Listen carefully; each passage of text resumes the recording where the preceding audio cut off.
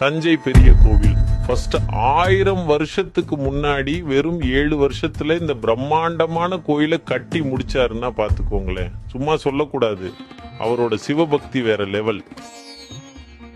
தூசரா அடுத்து அப்படி இந்த கோயில் கோபுரம் அடேங்கப்பா, அதோட உயரம் சுமார் 216 அடி.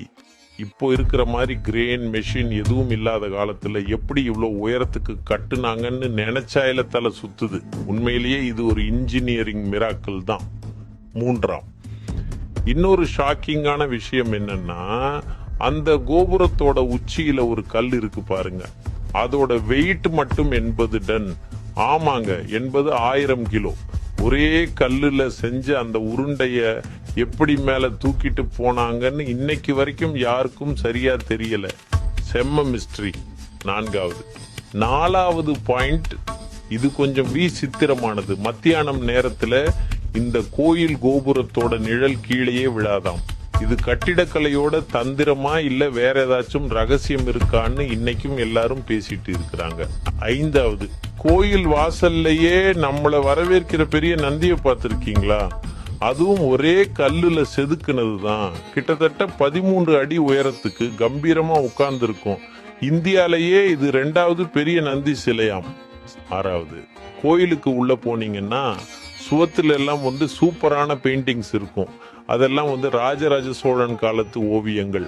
1000 வருஷம் ஆகியும் அந்த பெயிண்டிங்ஸ் இன்னைக்கும் அழியாம இருக்கிறது தான் பெரிய ஆச்சரியம்.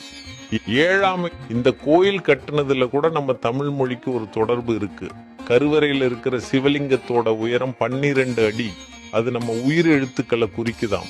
அதே மாதிரி கோபுரத்தோட உயரம் 216 அடி. அது நம்ம உயிர்மை எழுத்துக்கலாம். எப்படி யோசிச்சிருக்காங்க பாருங்க. 8வது, நம்ம கோயில் சும்மா இல்ல, ஒரு உலக பிரபலம். இதோட பெருமையை பார்த்து யுனெஸ்கோ அமைப்பு இத உலக பாரம்பரிய சின்னமா அறிவிச்சிருக்கு. இந்த கோயில் வெறும் சாமி கும்பிடுற இடம் மட்டும் இல்ல, இது ஒரு கோட்டை மாதிரியும் கட்டி இருக்காங்க. கோயிலை சுத்தி பெரிய அகழி, உயரமான மதில் சுவர்னு செம்ம பாதுகாப்பா அமைச்சிருக்காங்க. 10வது, கடைசியா 10வது பாயிண்ட், 1000 வருஷம் ஆனாலும் இன்னைக்கும் இந்த கோயில் ரொம்ப உயிர்ப்போட இருக்கு. தினமும் பூஜைகள், திருவிழாக்கள்னு களை கட்டி இருக்கும். இது வெறும்